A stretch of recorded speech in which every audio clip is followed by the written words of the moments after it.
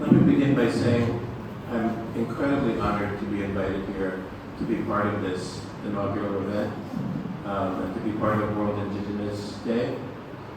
It's really a great honor to be here and to share this with you, and I look forward to collaborating in the future. I think we've heard some very exciting things in the opening talk about potential for internships, curriculum development, and reaching students from these different communities of the Dooars region.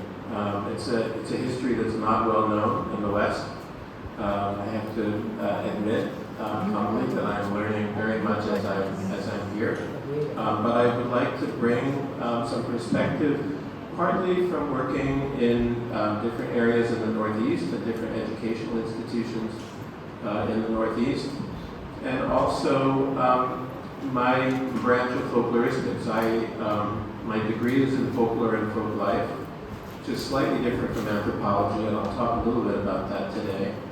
But I think one of the aspects of folklore that I'm particularly interested in is its relationship to social works and to community involvement, community action. There are many folklorists that do textual analyses and analyses of the material. I'm very interested in the role that folk arts and communication and tradition play in larger social and political structures and movements, including an international consciousness of Indigenous rights. I don't come from an Indigenous background myself. I do come from an immigrant background, like many American scholars, and I've always been interested in the relationship between immigrant communities and Indigenous communities, which is not always an easy relationship to negotiate, and of course that varies from context to context. Very different in the United States, for example, than it is in the northeast of India. And I'm including North Bengal and the northeast of India. I don't know if I'm allowed to do that, but generally speaking, these issues in very indigenous areas in India.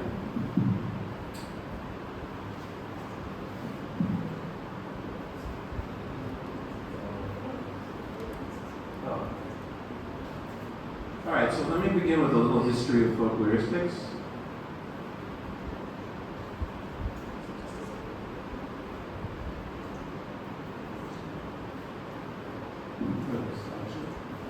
Oh, you're talking about that. You share the screen, right? Yes, I should know. I do this with my students all the time. We have a number of students that join us on Zoom or Google Meets.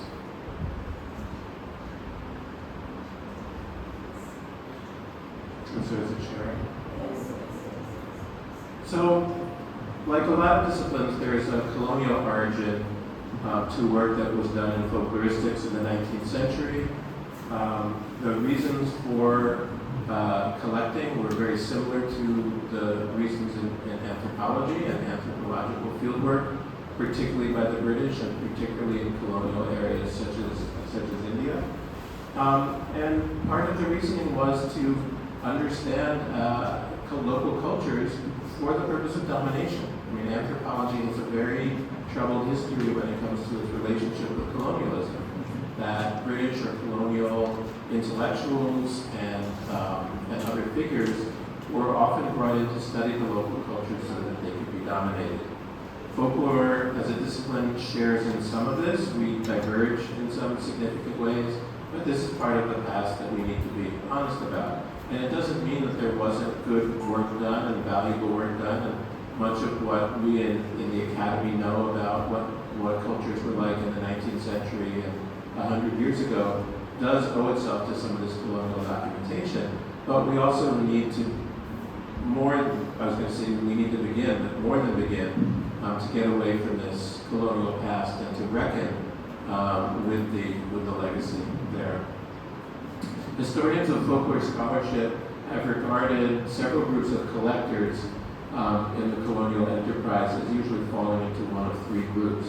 And they were colonial officials themselves, they were dependent women who were in the families of colonial officials, usually wives and daughters, and male missionaries who were also involved. And I think we see that more in the Northeast, which has much more Christian influence than this part of India, but male missionaries also did significant scholarship and documentation of local customs.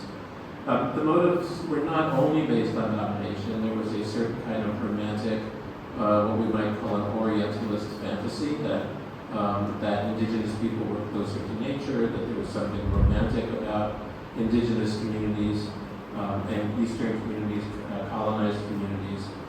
Excuse me. So there was a combination. It was not all seen as negative. Some of it was seen as admiring, but in a very particularly romantic way, or romanticized way. In the United States, folklore developed as a field in the late 1880s, formally as a field, although there were some exceptions, which I'll mention a little bit later on. And the first issue of the Journal of American Folklore, which to this day is the flagship academic journal of folklore studies in the United States, identified 4 groups of people in the U.S. as the focus of research and publication. Those were people from the Anglo-Scots and Irish tradition, singing remnants of traditional ballads and traditional folklore from the British Isles. The lore of the term they used at that time, the Negroes of the South, meaning those people who had been brought to the U.S. as part of the Atlantic slave trade, but who had been freed as of 1865, but were still continuing to live in the South. Remember, this is 1888. The lore of the Indian tribes, so here we see the relationship with indigenous peoples, and the lore of French Canada and Mexico, and people of French Canadian descent and Mexican or Spanish descent living on the U.S. side of the border.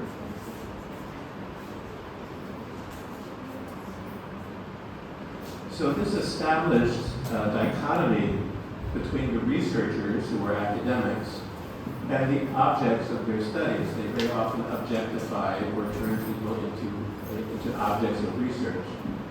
And this was especially true when it came to people meeting from different cultures and different historical realities.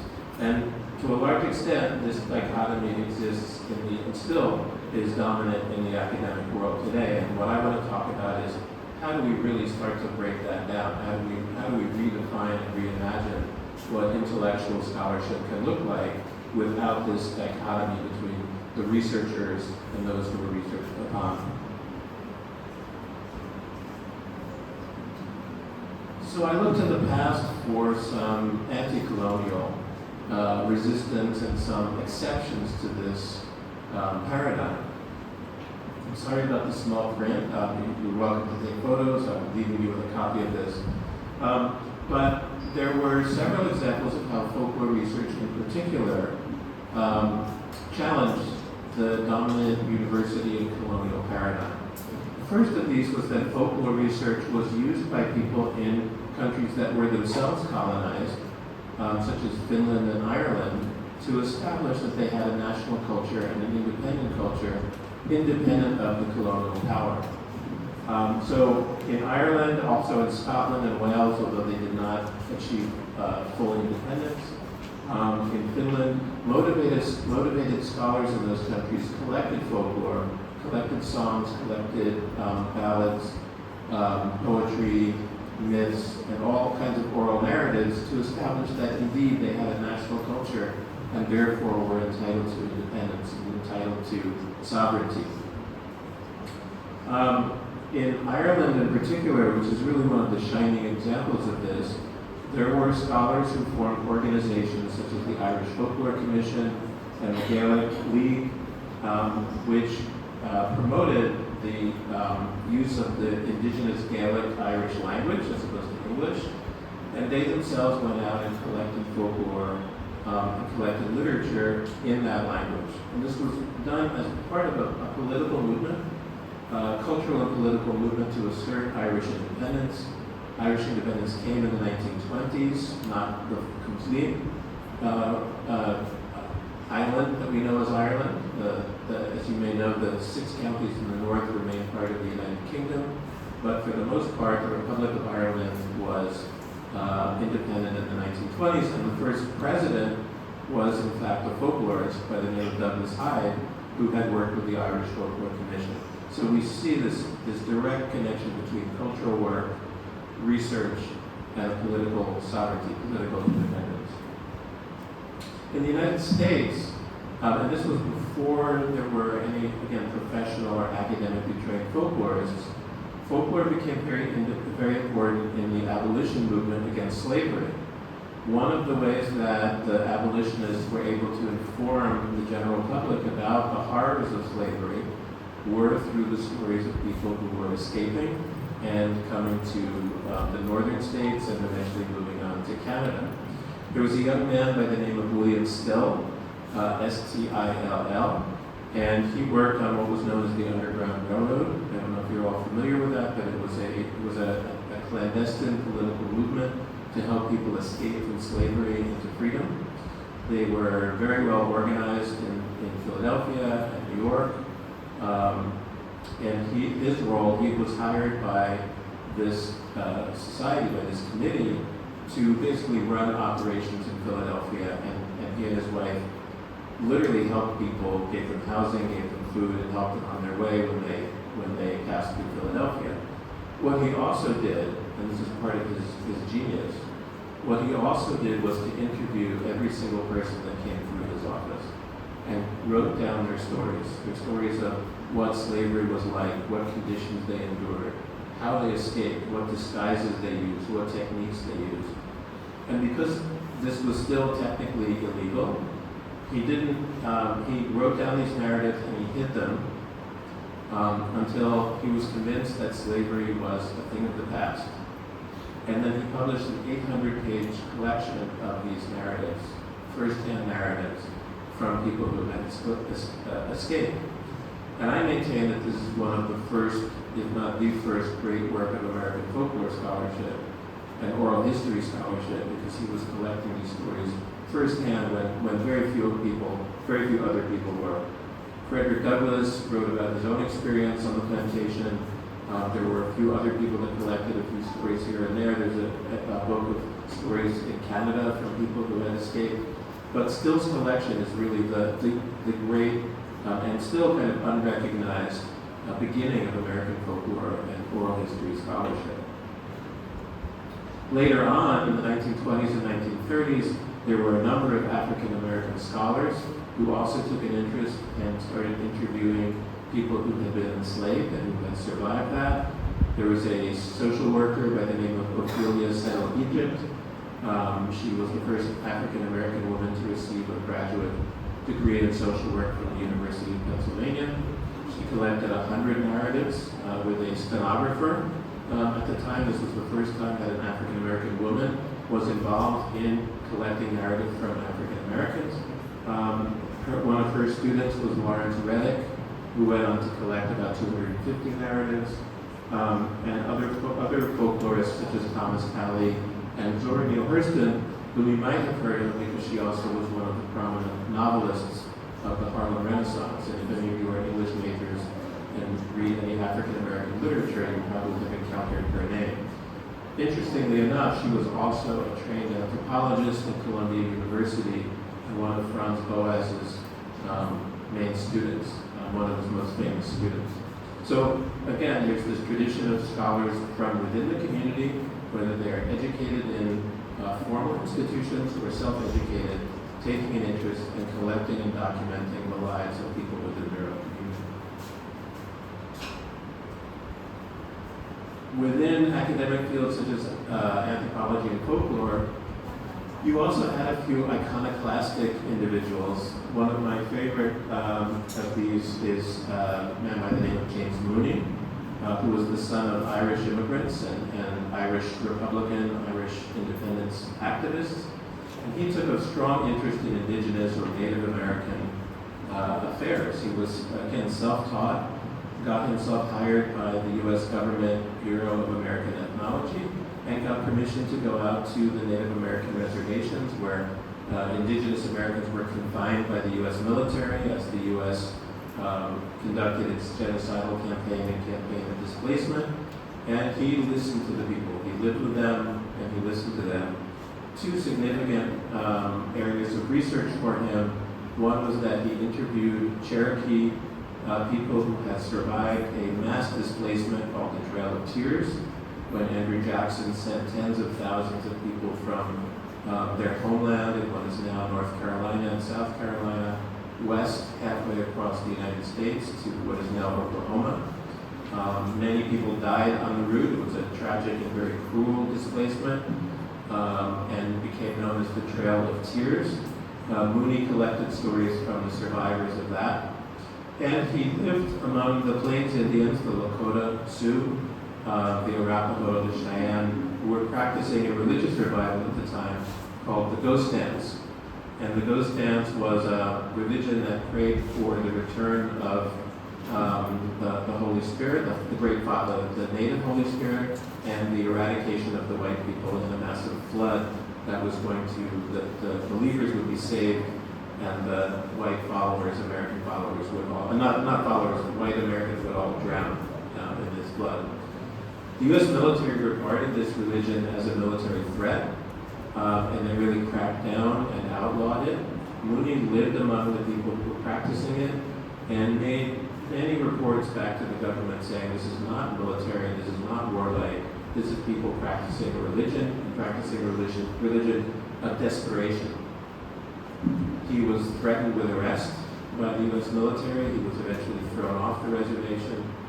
And the religion kind of culminated in a notorious massacre in 1890 called the Wounded Knee Massacre. About 300 practitioners were gunned down by the U.S. military. And Mooney wrote a book about this and about the religion afterwards. Again, another one of these massive 700-page volumes, of which 1/3 of it are songs that he collected, religious songs that he collected from all the native people. So he was a good listener. He was very, very sympathetic.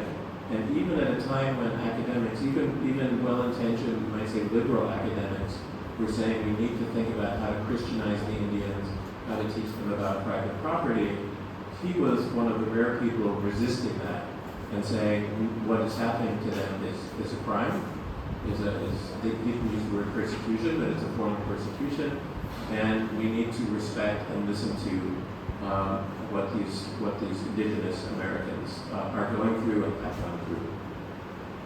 Franz Boas, considered to be the father of American anthropology, lived among Arctic and subarctic peoples in Canada and on the northwest coast of the United States, developing an understanding and appreciation of the complexity of indigenous literature, language, arts, and thought.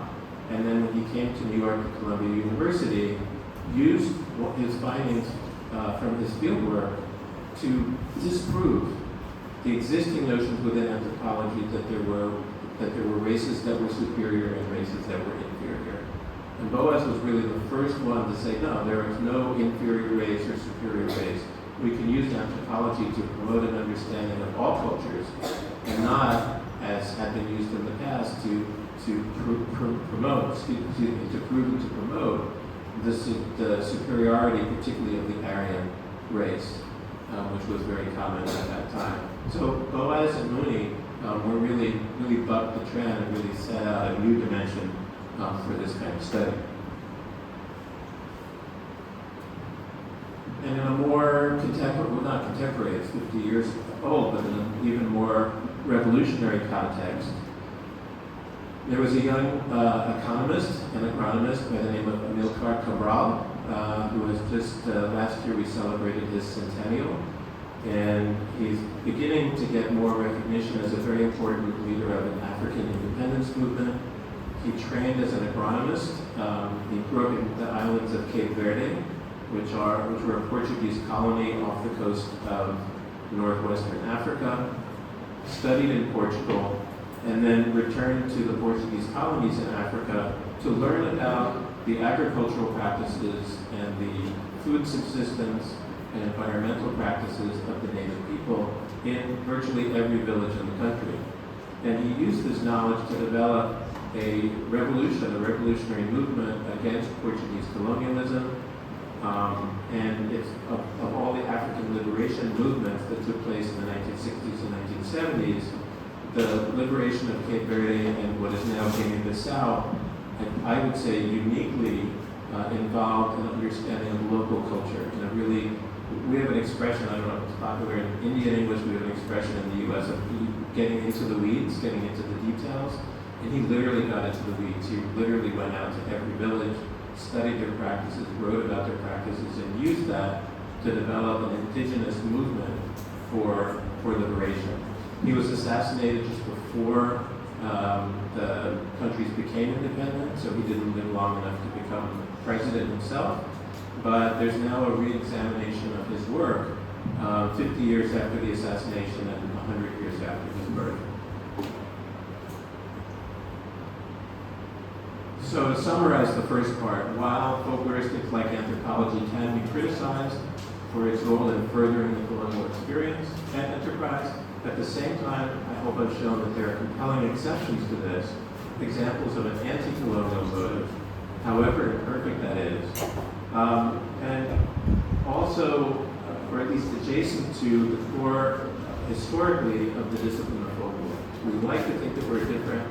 Maybe we fall into some of the same colonial traps, but this is, for me, a guidepost, an academic guidepost of where we can go. And as I said, nowhere was this more profound than in the Irish independence movement, the collection of narratives of formerly enslaved African Americans, the research agenda, and here's the, I think, the important takeaway, the research agenda was established by the people who were subjugated themselves. It was not established by outside scholars coming in, but it was really established by people who felt the need to preserve their traditions, to be heard, to tell their stories, and to have the world listen to them. So what are the alternatives to academic research, or how can academic research be different? How can we involve research in application and even activism? There is a history here. As I mentioned, the African liberation movements. There were significant movements, particularly in the 1960s, Algerian independence in Africa, Vietnamese independence of the Vietnam War that both France and the US later were involved in. You have significant writers such as Frantz Fanon, who wrote The Wretched of the Earth. I don't know if he's part of your curriculum, but one of the major initial anti-colonial writers and theorists from the French colony of Martinique. I mentioned African liberation movements. Also want to mention Kwame Nkrumah from Ghana, who befriended W.E.B. Du Bois. Jomo Kenyatta, Sekou Touré. In their early days, they were involved in this anti-colonial struggle. Paulo Freire, I don't know if he's read here in your institute, but the Brazilian theorist of pedagogy and literacy, developed a very different system of pedagogy, very different system of education, contrasting the top-down model where a lecturer stands and fills the audience, fills the students with knowledge, with a more dialogic form of instruction where we sit in groups and students share life experience and their understanding of the world with a teacher so that knowledge is established and developed collectively and collaboratively rather than seeing students as empty vessels to be filled by the wisdom of the teacher. Freire used this for literacy campaigns in Brazil. He was exiled by the military dictatorship, actually traveled around the world, including Guinea-Bissau, which had recently been liberated at that time. And his theories have really taken root in anti-colonial academic circles as ways to prioritize the voices of Native people, the voices of Indigenous people, and the wisdom that of on-the-ground experience as opposed to theoretical knowledge, which is detached from the real world and the lived reality of everyday life. You also had the emergence in the Western Hemisphere and in Australia and New Zealand of Indigenous activism. Important writers such as Brian Deloria, a religion scholar of Native American religions. His aunt, Ella Deloria, was one of the first, if not the first, Native anthropologists to publish in the Journal of American Folklore.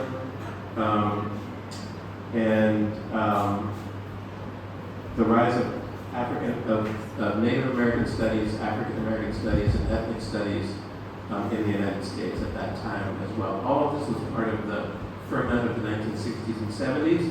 And now, at least in the United States, as you may be aware, we're really seeing the backlash and an attempt to undo all of this 50 years, 60 years later.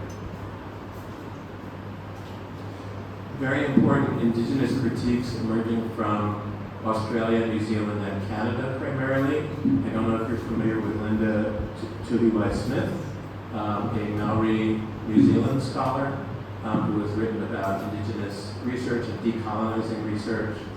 I love this quotation from her: when Indigenous peoples become the researchers and not merely the researched, the activity of research is transformed. Questions are framed differently, priorities are ranked differently, problems are defined differently, and people participate in different terms.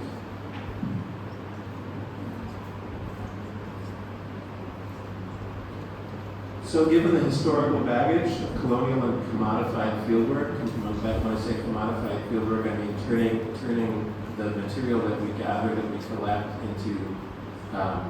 into commodities, into what I like to call academic cryptocurrency, in the sense that I go out to the field, I get these great stories, I bring them back, I turn it into a publication, I get promotion, I get tenure, I make my career out of that. That's turning material that's not mine, that's not my intellectual property, into a commodity that I can use. And we want to get away from that model. So given the historical baggage of colonial and commodified fieldwork with informants, there's that term again that reinforces that divide between the scholar and the Indigenous scholar, the Indigenous intellectual. What does a decolonized ethnography look like? How do we conduct this research in a way that doesn't reinforce these inequalities? So, as Smith says, we ask the question, who sets the research agenda and for whom? And these are things to think about in your center, I think, in the Center for Dooars Studies. Who's going to set the research agenda? What is really most important? What are the priorities? How are collaborative relationships built between the researchers and the community? And how are those power imbalances negotiated? Who maintains control over the material once it's collected, once it's archived? How do we make sure that people in the local community have access to that material? I've been working with a group in Nepal, a cast in Nepal of traditional singers.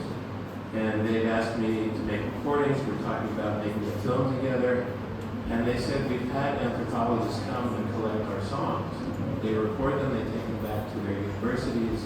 And not only do we never hear from them again, but our children and our grandchildren have no access to those recordings.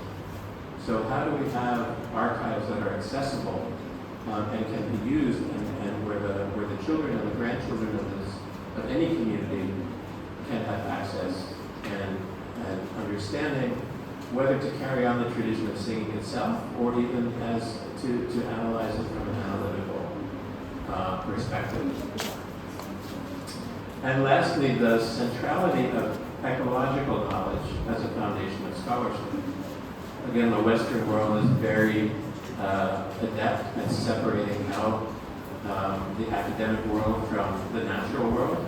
We're seeing now the price that we pay for that, and recognizing that the understanding of the natural world and understanding of ecological and environmental systems is fundamental to understanding culture and our relationship to culture.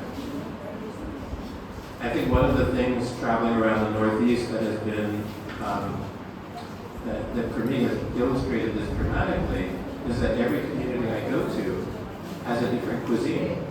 And it can vary from, I'm told from village to village, but even certainly from tribal group to tribal group.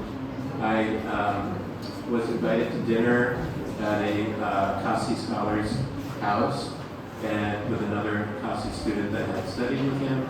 And after the dinner, I was talking about what a great meal that was, and the other scholars, well, in my village it's totally different.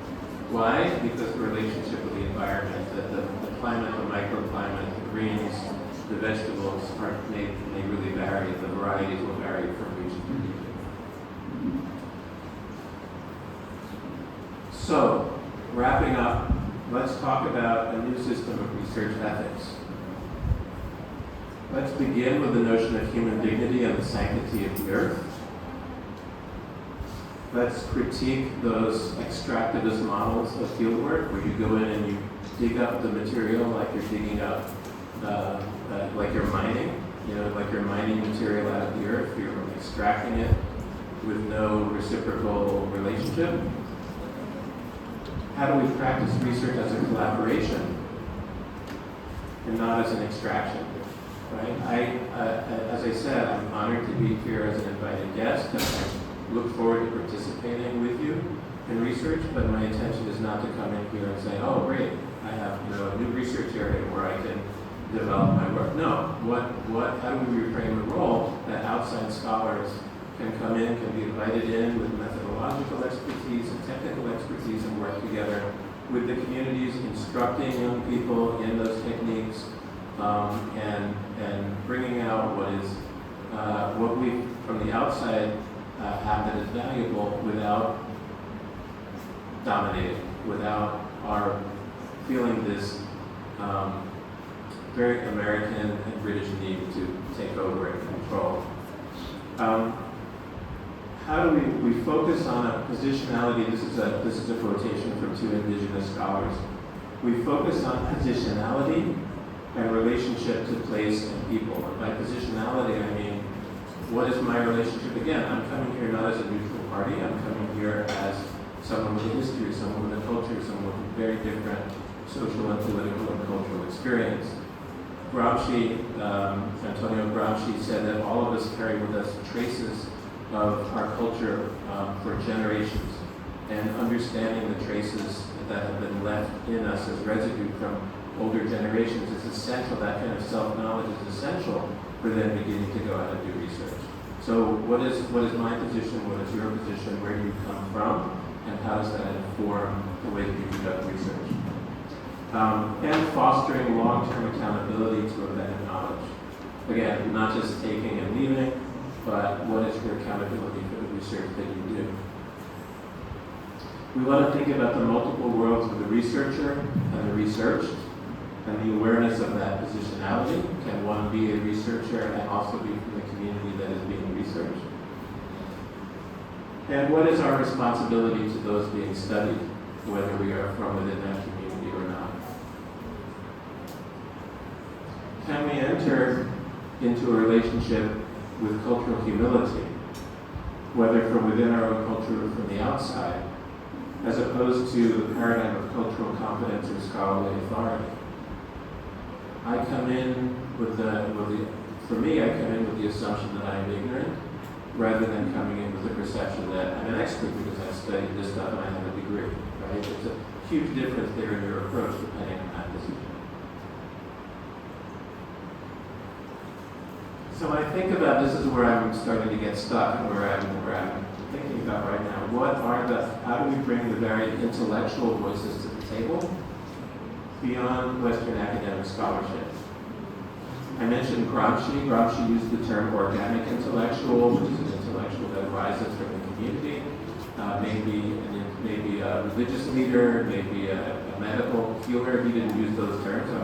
He stayed in the Western context, but it may be someone who is an educated, traditional in the sense of knowing their own culture, and being an intellectual within that community.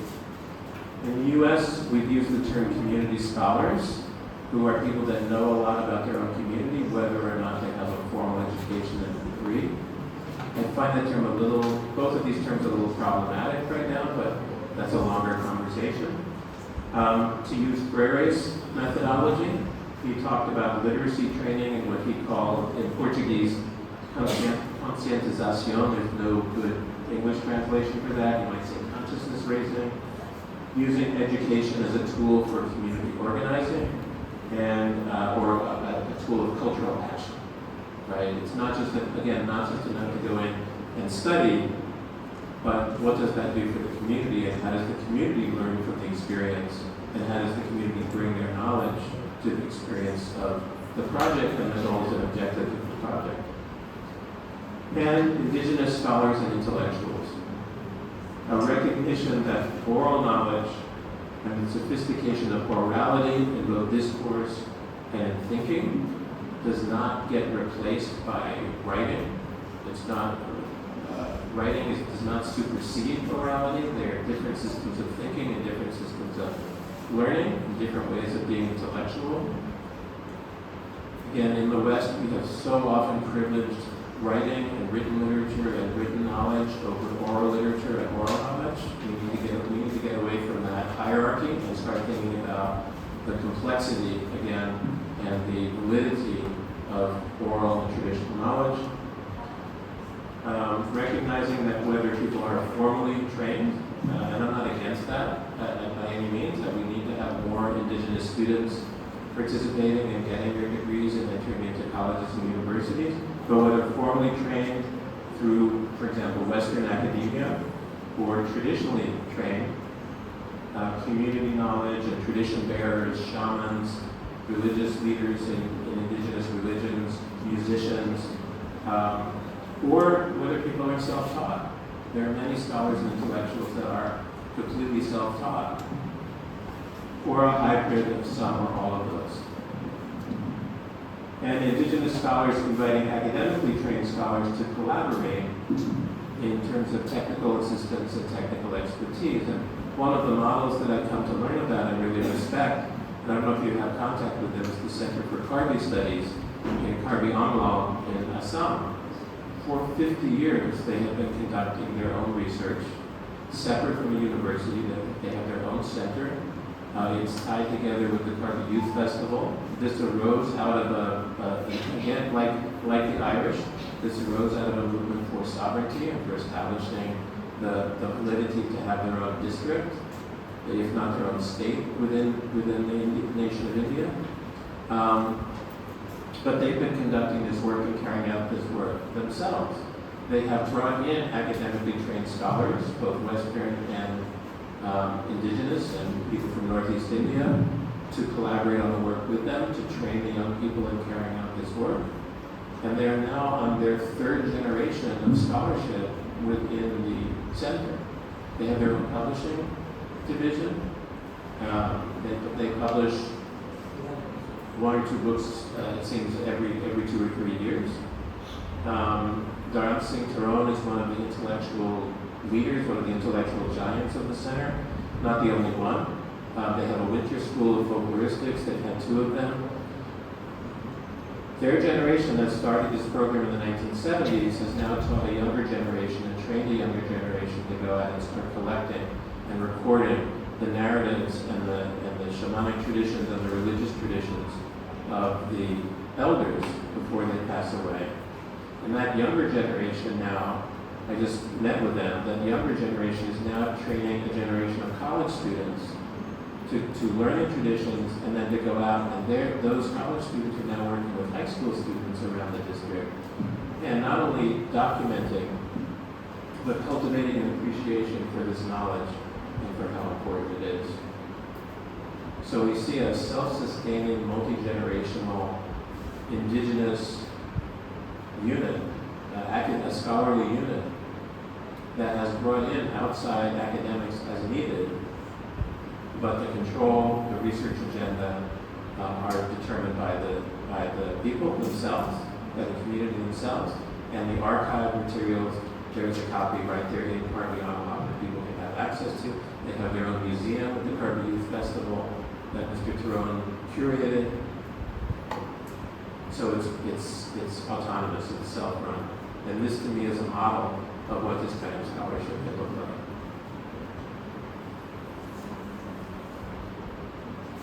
So finally, towards identifying some starting principles, I would say a recognition of the equality of all aesthetic and thought systems of all peoples and social classes, from fine art to folk art, from decorative to utilitarian.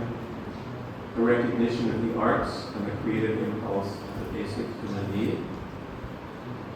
Seeing the arts as a central part of education, both formal and informal, and I include verbal arts very much as a part of that. Notions of collaboration and coexistence, sustainability, both environmental sustainability and cultural sustainability. And I would bring in also the ideal of nonviolent social change, the most long-lasting and effective. coexistence. This is a very culturally diverse area within a very culturally diverse country. And I think in the world we are once again drifting away from this ideal of coexistence, but I think it's at the heart. If we're going to survive as a species, we need to get back to this idea of coexistence and how to bring that about and respect the dignity of all peoples. That's my last slide. So thank you for your attention. I don't know if you want to take questions or how you want to structure this, but I appreciate the time. Thank you very much.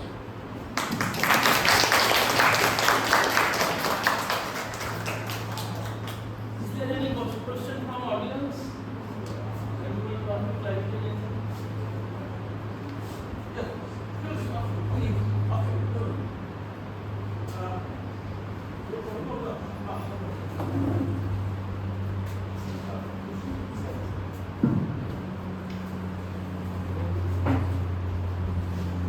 We are talking about the Irish. We just learned about the Scots and the Wales in the Welsh and the Scots. Because they have also got the background basically. The Gaelic languages almost up. Do they really speak in their languages these days? Any idea? Very few. I mean, the Irish language is still taught in the schools. But that is an Ireland. Right. Not in the Northern Ireland. In Wales and Scotland, they don't know the correct status of. I mean, there are places the languages still exist. Even Cornish still exists, even though that's part of England. But a very, very small number of people actually speak that. I've never been to Wales or Scotland myself, and I don't know the extent to which those are still spoken. But I mean, Irish Gaelic is spoken by maybe 5% of the population. But nonetheless, everyone learns in school. All the road signs are in both languages. Being near to, you might be in touch with the Boros of some. Or any idea of the Boros? No, not so much. Because when I was there in 1983, Boros used to have the Roman script, the Bible and others used to have in the Roman script. And then came pressure from the government of Sam. They were made to choose Assamese script. There was a big fight. And ultimately they decided to go with the national script, Vietnamese script, not national, the Sanskrit script, Vietnamese script. When I was there, the three scripts were running at the same time. Teaching the students, just as you call it Vietnamese script, neither the students nor the teachers would be able to explain. That was the condition there. Because of the aggression of the government and the bigger community out there. And I believe the Métis also have multiple scripts. And I don't know the politics of who uses what and when, but yeah, that's also an issue there. Thank you for that. Yeah, please.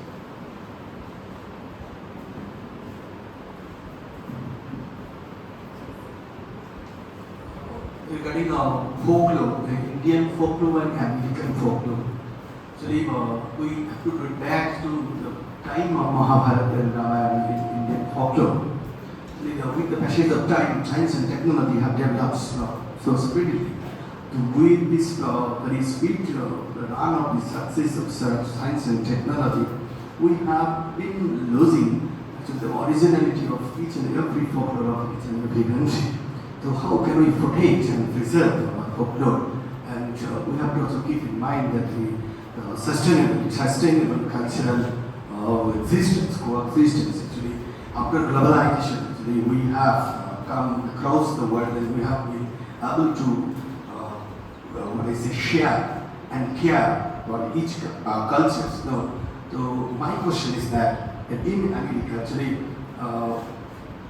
British people and American people, actually, is there any similarity between the folklore of England and America? This is the question. And the second question, those who are the colonizers, they actually dehumanized the colonized in Indian perspective also the same thing happened. First, the British people told the Indians that we are superior and even inferior. So this kind of mentality assumes the folklore actually when they rule the country, so then they subdue, always try their best to coerce indigenous cultures. And by this way, many indigenous forms, cultures and arts, music, dance and everything have been lost in our Indian perspective. So my question is that how can we protect and preserve all these, and we can safeguard the originality of the folklore of each and every culture?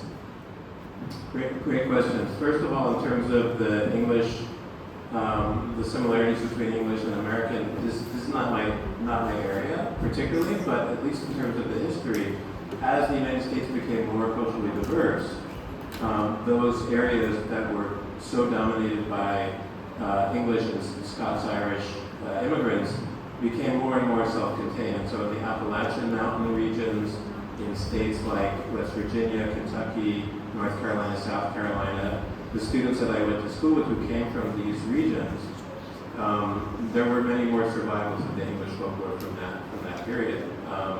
And much of American country music, I don't know if that's popular here, comes from that region of the country, from that tradition. Hybridized to some extent also with African American music. It's not purely English. I mean, America is filled with hybridization, but that's the region of the country where that predominates. And then in the upper Midwest, you had German and Scandinavian people, so there's much more influence there. And so the country as a whole is much more diverse than the early English. And then there are also churches that have survived from that. The Quaker Church, and then the Mennonites and the Amish from the German region. So there are these survivals of religious communities from England, from Germany, and so on. Second question: how do we preserve? Multiple answers. One is that things get preserved through practice, right? Oral stories, oral epics get preserved through use, through telling them, through learning them. And so as long as folklore remains in circulation, as long as this kind of literature remains in circulation now, you know how difficult it is with popular media, with social media. You don't have time to sit and listen to a story being told over one night or 3 nights. In some communities in the Northeast, this may still exist, but I understand from scholars that lived here 30 and 40 years ago that 30 and 40 years ago there were still people telling stories in these villages. Not so much anymore. People are watching Bollywood, people are on their phones. It's a completely different world. I would also say that cultures hybridize, and there are ways that there are new combinations and new forms of folklore and new forms of not so much oral literature, but practices that evolve when people come together. There is, for example, in the Mexican-American parts of the U.S. and the Mexico border, there are new forms of folklore that are developing between the English and Spanish language and local practices. You have, I went to a symposium last week, 2 weeks ago. I don't know, it's been a long 3 weeks, but I went to the symposium on music pedagogy at Nehu, and they had some local Karbi youth, Kasi youth performing. And I'm listening to some of these bands, and I'm thinking, that sounds Irish, that sounds Celtic to me. And so I asked some of the performers afterwards, I said, is that my imagination, or was I here? And they said, no, we've inherited aspects of Scottish and Welsh and Irish music because of the interaction between the colonizers and Shillong being a cosmopolitan and colonial center of the British. There were traces of the music that were interchanged and hybridized. So we have this beautiful folk music that isn't pure in any sense, but uniquely from Shillong, uniquely from Eastern Meghalaya, which won't exist anywhere else in the world because part of it is Kasi, but also because of the experience of colonialism. So this kind of interchange can also, it's not purely destructive, it can also be creative in forms of hybrids and new forms. One of our students at Nehu is writing her dissertation on on heavy metal, folklore and heavy metal music, which is certainly global. It's not limited to any one community, but it has its own expressive tradition. That doesn't really answer your question, but folklore is, do we want to, certainly in terms of cultural sustainability, do we want to have maintain traditional agricultural practices and food practices and recreational practices, and certainly music? Then if we want to continue those, then we have to create the social conditions that make that possible. That's how you sustain folk culture and traditional culture, by getting away from saying, okay, I'm going to go at the Bar Bazaar, at the big market in Shillong, if you're familiar with that. There's one section where, and we're doing an interdisciplinary study of this market, there's one section where you have the traditional baskets. And then there's another section where you have these plastic baskets from China. It's a choice which one you buy, right? And if we make the choice to buy the cheaper plastic one, then we are contributing to the change in culture that eventually is going to make the hand-woven basket hand-woven baskets obsolete.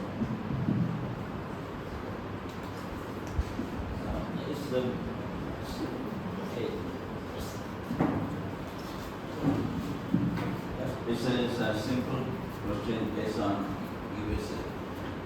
If a university paid for the research, and who actually own the research, and if you want to take that research, do I have to pay for it, or is it free for everybody?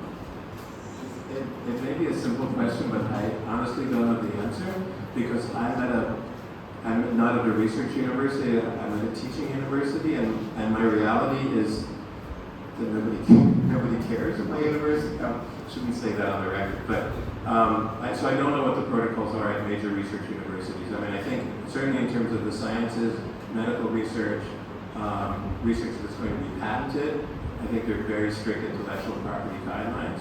I don't know what happens in terms of, I'm going to ask people what happens in terms of, if you make a recording and you deposit it in the archive, what kind of rights as a scholar do you maintain to use that in your research and your publication? I don't really know the answer to that. Now, I've worked in the NGO world, in the nonprofit world, and I did field research for an arts organization, and I know that I would need at this point their permission to use that material again even if I wanted to publish photographs that I myself took. I would go to them again because they hold the copyright. But honestly, I should know that, but research universities have their own protocols, and I think every discipline is going to be, or at least the sciences are going to be different from the social sciences, but I don't know the answer to that. Oh.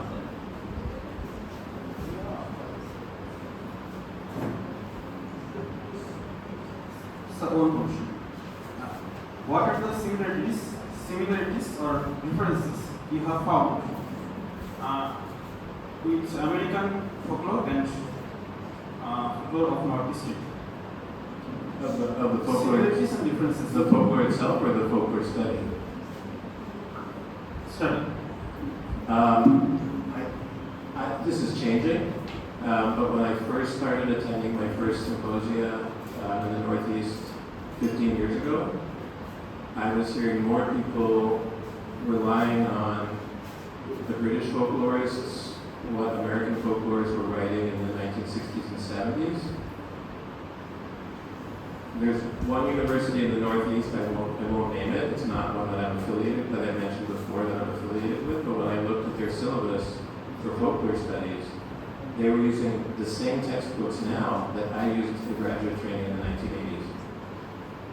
So one of the differences is that American scholarship has really moved on and is ever changing, and I think it may be a legacy of British colonialism. Just like my friends that have studied anthropology here, my Northeast friend, they studied the British anthropologists. They still are more expert in Radcliffe Brown and what was one of the other British, I can't even remember, but the British anthropologists. They're still studying from that 19th century tradition, which we don't study that much anymore. So for some reason, I feel like things appear to have been more codified here. But at places like Nauvoo, for example, they are changing, and with the influence of Indigenous scholars and local scholars, and people going back and forth between studying in India and studying in places like Tartu University in Estonia, I think there's a new generation of scholarship that will be taught here and that will be studied here that sooner rather than later is going to replace that legacy of mid-20th century American folklore scholarship and early 20th century British folklore scholarship. So I'm very optimistic for the change here, and I think having more folklore departments and having more interchange and having, again, more young scholars from here going out of the world and then coming back. People who are studying anthropology, and there's some Naga scholars who are studying anthropology in the U.S. Margaret Lingo is a very prominent folklorist now based in Estonia, who's Kasi, and she comes back, several times every year. This generation is really going to propel things in a very different way. And in fact, I worry that American folklore scholarship may even be becoming a little bit more not as dynamic as it was. So maybe things will settle down there. Can I just add what had said? I can say of the humanities departments, most of the research works are uploaded to the archives in e-Camcoach or e-Soco. So even my research is time there. But then as I said, I have to even reproduce it. I have to get some concept from the that's information. But most of it is available. Sciences, I believe, much better work than we have out there. And as to what the professor here said, as you talked of hybridization of music, even one of our British poets, Dooars, his music, what he was doing this week, is a combination of North Indian classicals, the local compa, and Western classicals. So it's a kind of a hybrid kind of thing. So change is the thing. You have to become changing things. Thank you. I want to say one word about archives because you raise a very important point. We think of archives as being permanent. My home department that I studied in at the University of Pennsylvania, we had a folklore archive. The university, for various reasons, shut down that department about 15 years after I left. We don't know. We think that the archive was transferred to the university library, but it was vulnerable. We don't know what happened when they closed the office. Similarly, my doctoral dissertation advisor, Don Yoder, built up a lifetime personal archive and collection of American religious folk-like materials, especially that of the Pennsylvania German community and the Pennsylvania Quaker community. And his student, who was a colleague of mine, Leonard Cremiano, built up an archive of American folk Catholicism and Roman Catholic practice in the United States. They created an archive at a university called Cabrini University, a small Catholic university where Leonard taught on the faculty for 25 years. Due to neoliberalism and cuts to education in the United States, that university went out of business and shut its doors 2 years ago. The land was purchased by Villanova University, which is a major Catholic research university, but we were unable to find out what happened to that. All the collections in the library, all these archive collections, are they part of Villanova's collection? Were they tossed out, de-accessioned and tossed out? We don't know. So if there's a museum or an archive, you always have to take steps. You always have to have a provision in your bylaws. What's going to happen in our institution? Legally, what's going to happen if this material of our institution no longer continues? We like to think of archives as being permanent. We also don't know the lifespan of digital recording. We don't know in 30 or 40 years if the hard drive that we're using to record or the cloud that we're using to record is still going to be. We'll find that out. We'll find that lifespan. Will digital photos last longer than photographic negatives? Nothing is really permanent. So archivists have to study this, but nothing is permanent. which is a good way to end the talk on folklore, right? Oh, one more thing. You can miss one more person. Thank you for your nice presentation and thought-provoking question. I would like to ask you one question. What is your opinion regarding?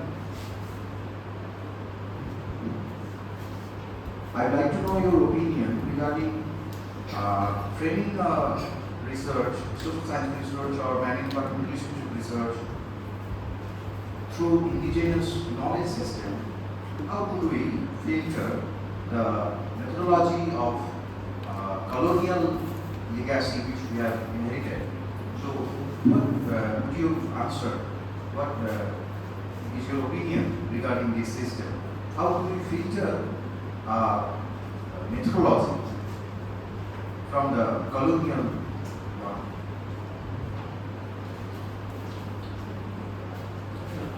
I'm not sure that I know the answer to that. I mean, I think it begins with conversations with the community, and begins with conversations with the community, people who are recognized as community leaders, not just in a ceremonial sense, but people who are recognized as the intellectuals or as the authority within their community. And that can be very hard. In a small community, there can be very few people that take an interest in that and actively have an interest in that. And then it also takes from, again, here's where the outside perspective can help. It takes having a strong understanding of the history. I mean, I've just learned this morning about some of the history of British colonialism and displacement of indigenous peoples to this region, which I didn't know before. So someone who's going to participate in this kind of joint research project really has to know that history or know as much about the history as has been published. There may also be oral versions of that history that are passed down in these communities. We have found in Native American communities, for example, that there are histories that have been passed down for 200, 300 years. Does that exist in the Dooars region? I don't know. So it's going to take people who have a knowledge of the written history and scholarship, and then going back and forth with local understandings, because even the written scholarship can be biased. All scholarship is biased in one way or another. So how do we filter for that bias? How do we recognize, well, this is one interpretation, this is a different interpretation. The history of slavery in the U.S., for example, right, was predominantly written by white historians up until the 1970s. Then those narratives that had been recorded in the 1920s and 30s started to be taken into account. Like, oh, wait a minute, there's a different side of the story here that we have not respected as evidence before now. So that has changed our whole understanding, and then you combine that with documentary evidence that's still out there, in archives or in museums, and you get a very different picture. I don't know if that kind of project exists in this part of India, but that's, it's a team effort. It's like one person cannot do this. That's why I emphasize collaboration. It's a great question. Thank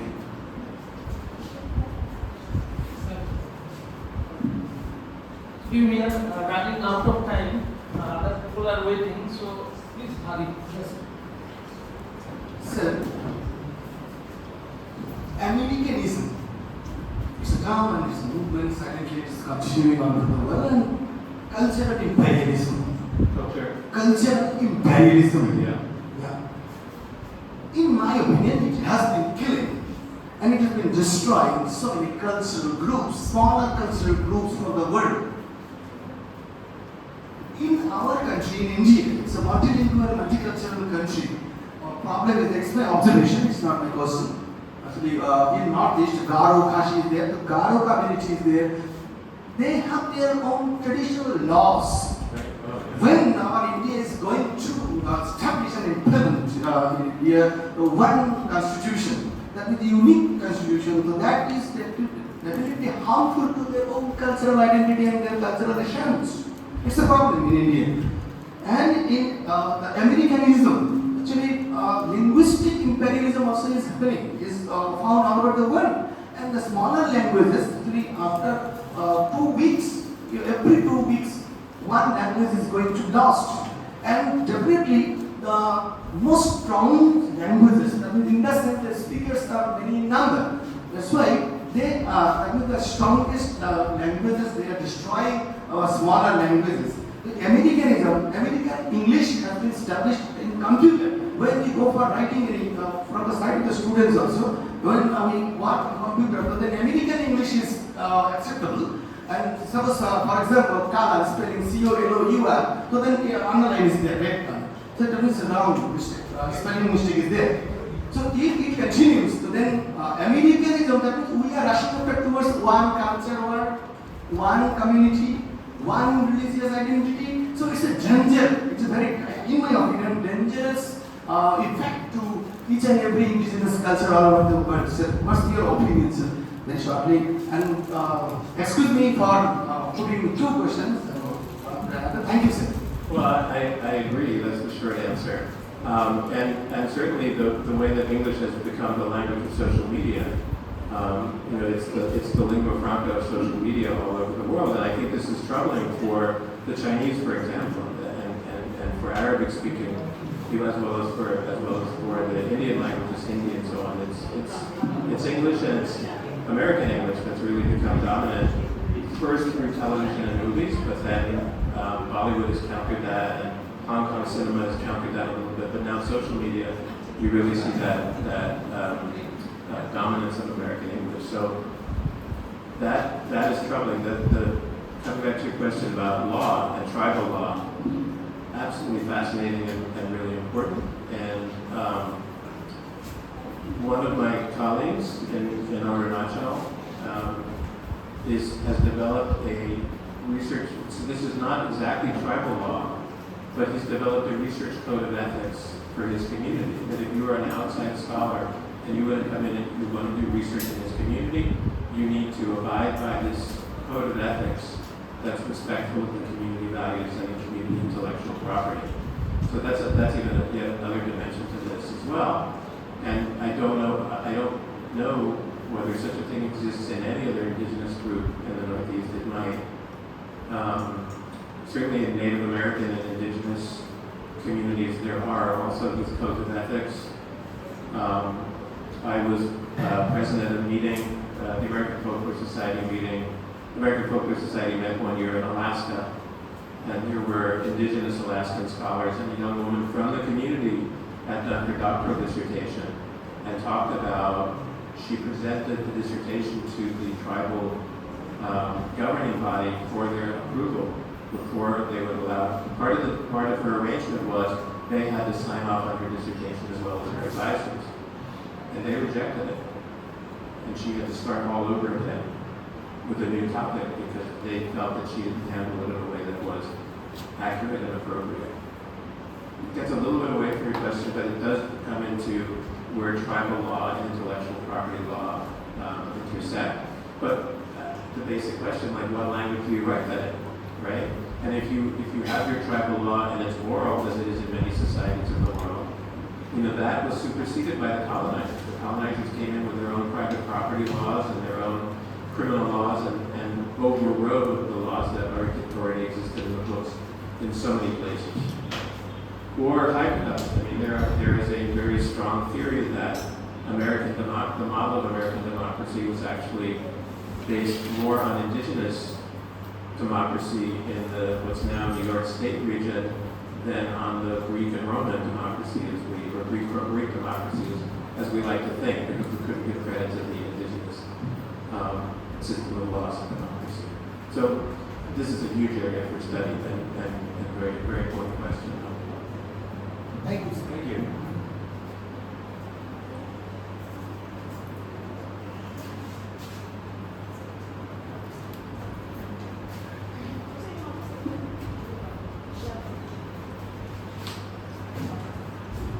Thank you, sir. Thank you for your very insightful lecture.